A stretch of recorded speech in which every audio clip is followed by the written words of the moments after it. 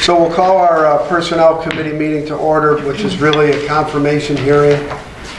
There's 5 people, Eric, Sandy, hello. There's 5 people that are on our Personnel Committee meeting, but we've invited everyone in case anyone has any questions. Thank you for sending the resume or whatever information on to us. We were able to look it over. You know, Matt's made the appointment of you. It's now the legislature's duty to confirm or deny the appointment. If we do nothing in 60 days, it's automatic. And you would be, but we want to do our due diligence, ask you a few questions, answer them the best that you can. No real pressure here.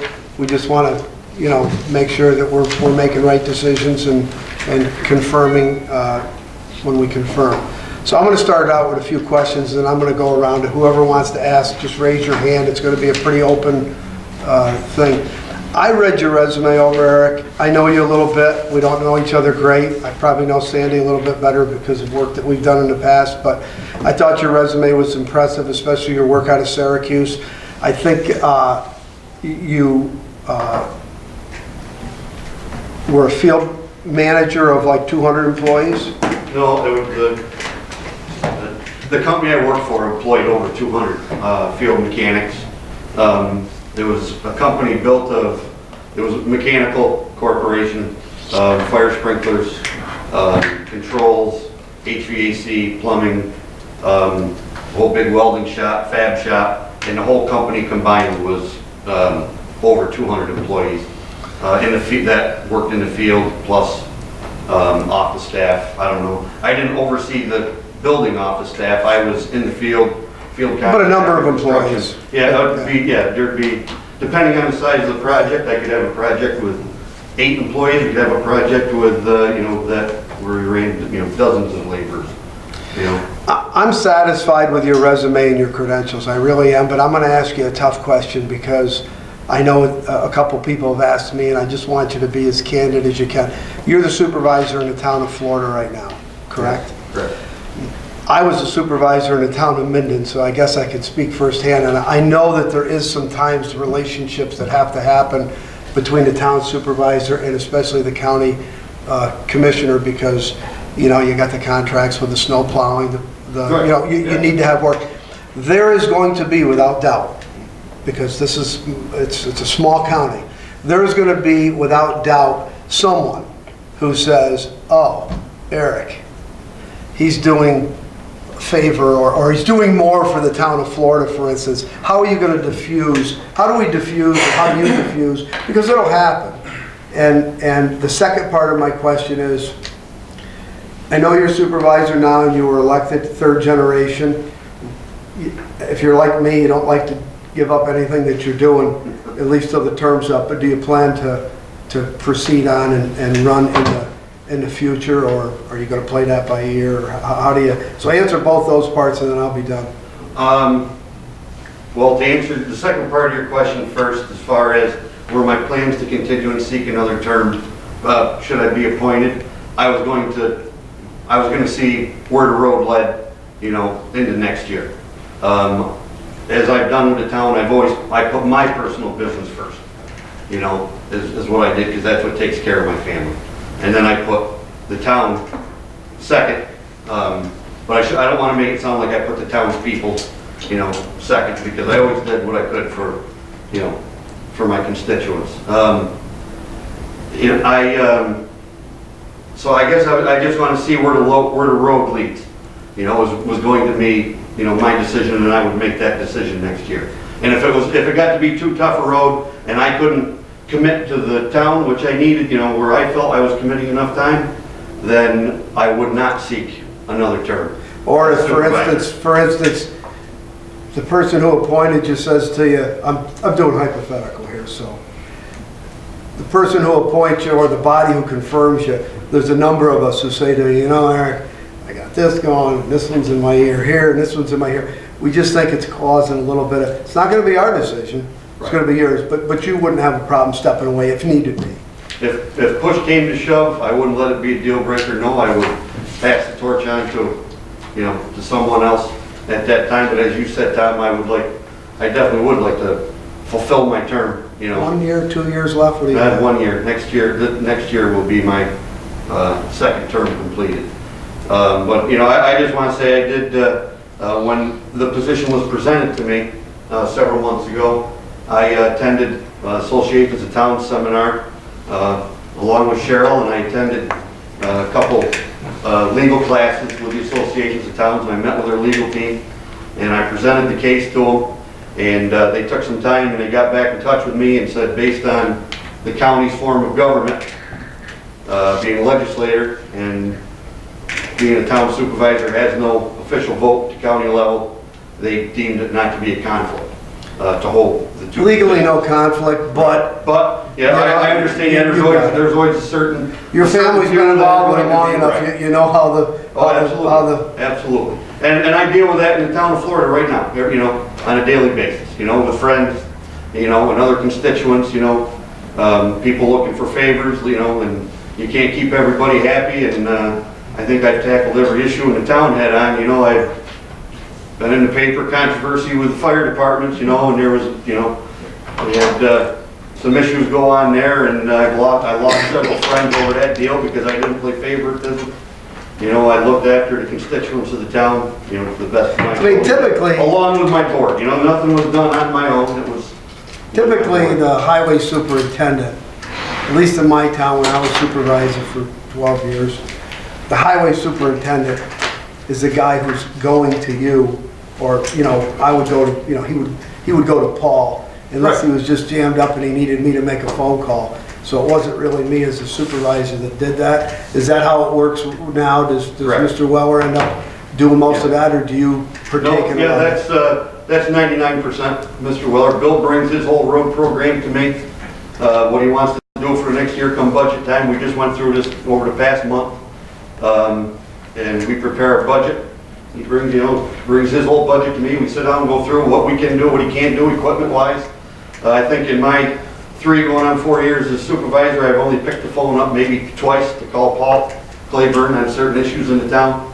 You know, maybe Mr. Weller was away on vacation, or, you know, a phone call came to me, and rather than going through Bill as the middleman, I just called Paul myself. But yeah, you know, typically those dealings are handled with through the highway superintendent. I'm done and I'm looking for hands. I saw Bob and then I saw Barb. First, let me say, Eric, I think that your qualifications fit what I'm having. Okay, I don't have any problems with your qualifications. I've known of you for several years. I know when your business was well respected. I've seen your work, you did good work. I do think the same question is about the supervisor. I guess I would ask, if you were deciding to stay a supervisor, what drives you to do that during the time when you're getting into a new job that's very serious and is probably going to be overwhelming to start out? I mean, there's some real questions, or not questions, but there's some real management kind of things that are going to have to be taken care of. So why stay as supervisor?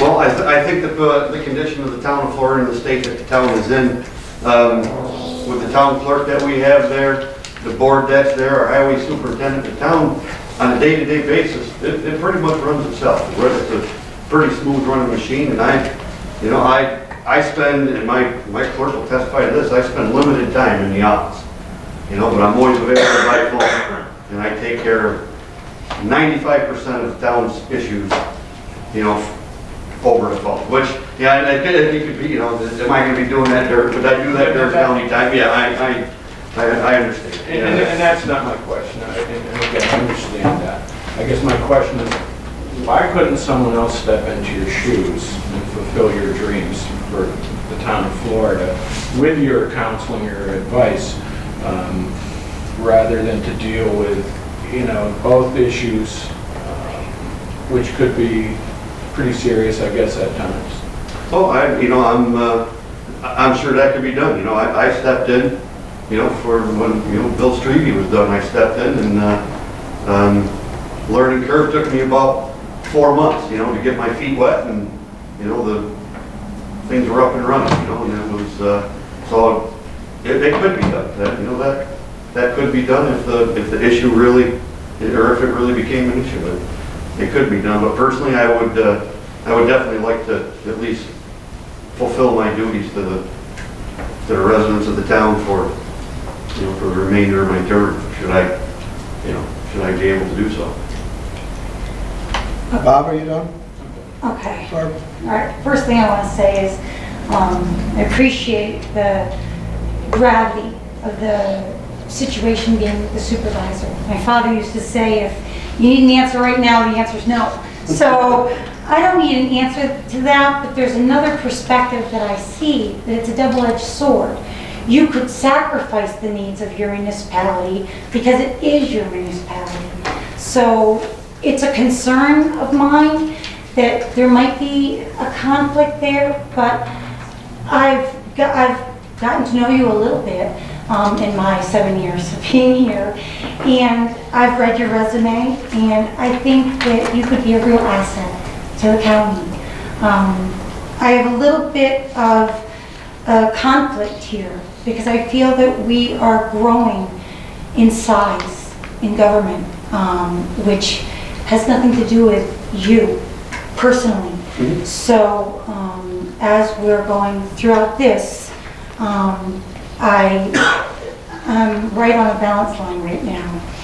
And my question for you is, this is an election period, and to say that this is political is irrelevant. You are a person, and you're going to head a department, and that means something to me.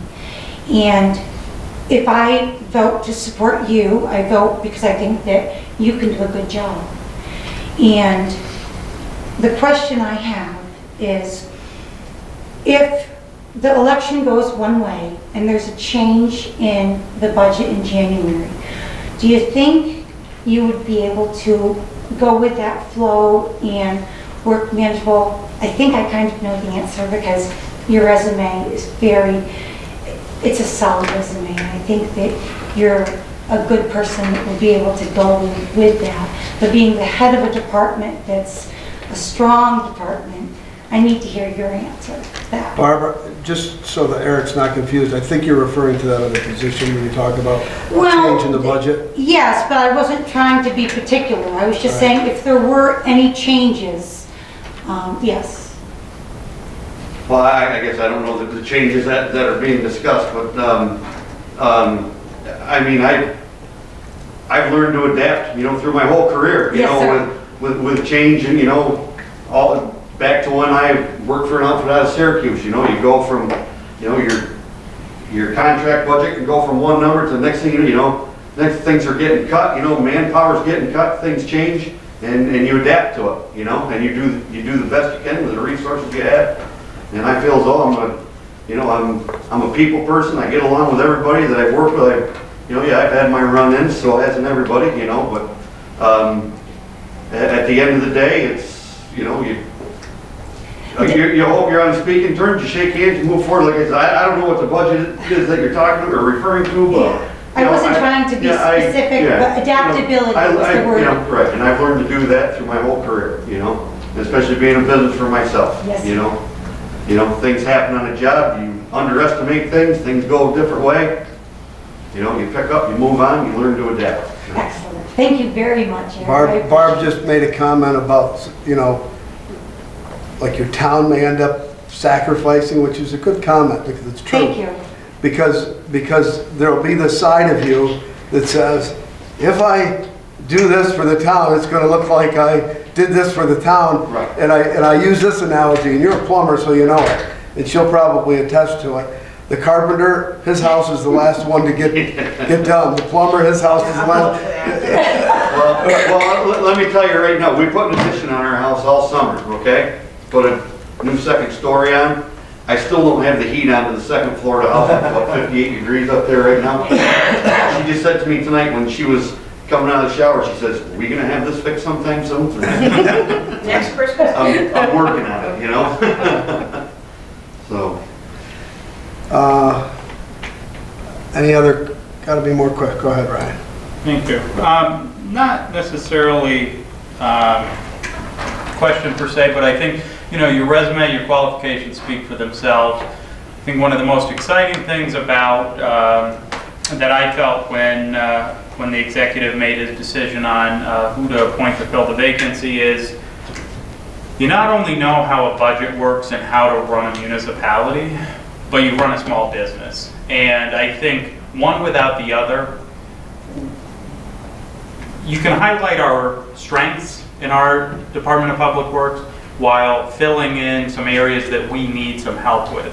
And I think your background in private business, running a small business, those are the strengths that we need, because there are certain things that, and I'm sure you're aware, going back and forth between two worlds, and those of us that sit here that do that are aware as well. And I think that's what really appeals to me the most about the decision, and why I'll be supporting the appointment this evening, is because you can highlight our strengths, I believe, and fill in those gaps where we need a little help. And we all, you know, no matter where you go, you always need a little help, and there's always problems to be solved, and we need a problem solver in that position. And I am very pleased with the decision, and it is something that I've spoken with some of my colleagues about, and has definitely come up, as it would. I mean, we're in a very small, tight-knit community, Montgomery County is, and no matter what you do, there's always conflicts. And when we sat here and we discussed the ethics policy and passed a new ethics policy a couple of years ago, it's all about, you know, disclosing and recusing, and you know, something doesn't innately have to be a conflict. It's, you know, it's disclosure that you do work for the town of Florida as supervisor, and you are here, and if there are those situations at some point where you say, I feel a little bit uncomfortable, you know, I would trust that the decision would be made that, you know, I'm going to have people stand in for this, but you know, that inevitably is going to happen, because in a community our size, no matter what community is, there's the people that are the ones that step up to the plate and run for supervisor, that step up to the plate when there is a need, and I thank you for that. So I look forward to you know, any other discussion, but thank you. That's, Barb was looking, did you have a question? Okay. Terry? How you doing, okay? I'm fine. I'm fine. Listen, to get back to the supervisor thing, being that I'm probably the only one here that worked in public works, and this really is no reflection on you. I think from what other people will do or react if you're still being supervisor, you know, they might think there's favoritism to the town of Florida or this or that. But I think there are some things that if you don't resign, I think would have to be changed, like possibly the snow contract, because the Commissioner of Public Works is in charge of overseeing the towns. Isn't that Matt that does the contract? Or not? Isn't the executive negotiate that? That could change, but right now, you know, it's the Commissioner. But I'm sorry, this is my time, right? I was just asking. Okay. I just wanted clarification, because I didn't want something out there that wasn't Okay. accurate. I thought that Matt negotiated all contracts, but am I wrong? I believe the snow contract is negotiated by Matt, but I don't have a copy of it. It hasn't been. Last time we since I've did it, been we here. did it, big surprise as a team, and, you know, we had a number of people involved. You know, that, I think Terry has indicated, because we were involved in that. Paul obviously was part of the team to negotiate that. That would be one of the situations that Ryan I see. described where, I think it'd probably be better, in that situation for me to just take the lead on that. Well, no, but what my point was, he's actually in the contract that he's the overseer of the quality of plowing. Oh, I in see. town. I see what you're saying. So that might have to be changed. I don't know if it's a deal breaker for me, but I think I'm asking you that maybe for the county in the long run, that would be better. But saying that, we certainly can't force you, and the decision is up to you. So I'll leave that as is. And then the second, or maybe third question here is, everybody probably knows, I think everybody, I've had a difference of opinions on what is going on over there in Public Works and what has been done there and the kind of work, the morale, the leadership. You've probably seen it from your perspective as a town supervisor. One thing I do agree with the county executive on, and most people, I do think we need to bring a set of eyes in that are from the outside. What do you see needs to be changed? What do you see that could better the department for morale, for work production, and things like that? Well, I do see several things going on, Right. And I've seen it for years,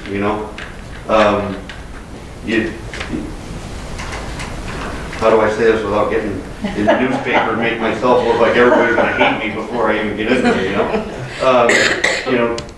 It looks as though a project is taking 10 times longer to get done than it should, I don't know I don't know the leadership capabilities of all the guys or their work ethics, how they work together. I know, you drive around the county and you see different things. Why isn't that fixed? Why isn't that fixed? Matt has yet to tell me how many employees actually work in DPW. I don't know how many guys are there. I never even asked them. That question never came up.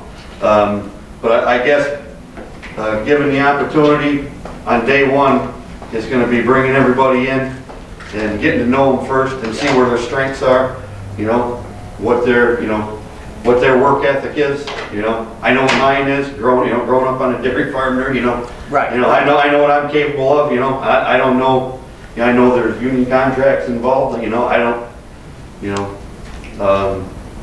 so it's hard to say how I would want to push and drive her to bring everybody together to make a well-oiled machine to get the task done at hand, until I would have the opportunity to talk to everybody and see what they're, how they're gonna relate to me and to my way of thinking and to the way I look to have things done on a timely basis. And Okay. What's that, Terry? Yep. Okay, I wasn't gonna have another question, but thank you for coming in and meeting with us. I have been agonizing over this, and because I take my job way too seriously, I care way too much, and I thank any and all of you who have talked to me, and I apologize for as tasking as it's been. This has nothing to do with anyone else but you and the people of Montgomery County, and that is why I am going to vote the way I'm going to vote. And it has to do with no other employee, nothing else in the budget but you. And I think having a fresh perspective and somebody who has been articulate as you have been in this interview process, which I'm very thankful that you came to. thank you, So, appreciate it. I'm done. Anyone? Go ahead, Ryan. Mine is just more of a comment. And I would start out by saying that I know your grandfather. He served as a supervisor when my father was a supervisor here. And I think probably everybody in this room knew your dad, Ron. And And I think people know you and your integrity. And the only thing I would say is that I think your grandfather and father set the bar very high for you. And No doubt there. I think that you're up to that challenge. So I will be supporting this resolution.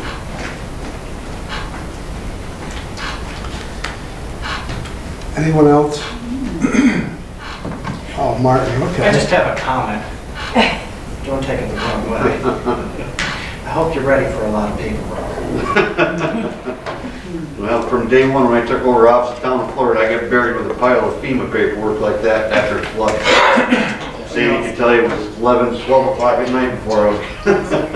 I think moving forward, new form of government, we've tested our lights out, and as some of my colleagues have said, we have tried restructuring DPW, seeing what works and what doesn't work. And I know originally we talked about bringing somebody new in because sometimes that's what's needed, a new broom sweeps clean, fresh eyes, so we're not tunnel vision.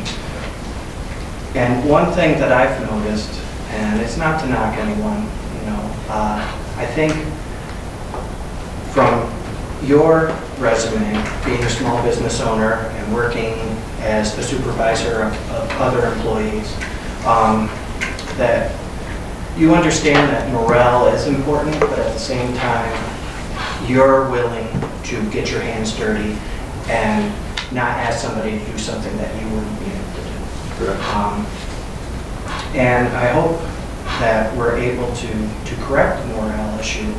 And I hope also that you bring a better administrative capability to the office, which I think you will be able to do. So I'm glad you've accepted Matt's appointment, and I look forward to seeing what you bring to the county. Thank you very much. Anyone else? Eric, thank you very much for coming in. Thank you. It's hard to find people that are willing to accept the challenge, and no matter how your confirmation and that vote goes tonight, I want to thank you. I think everybody thanks you just for accepting. Yeah. Because it's hard to find. I appreciate it very much. Okay, if we have anything else, nothing else, I'll look for a motion to adjourn. You got it? All right.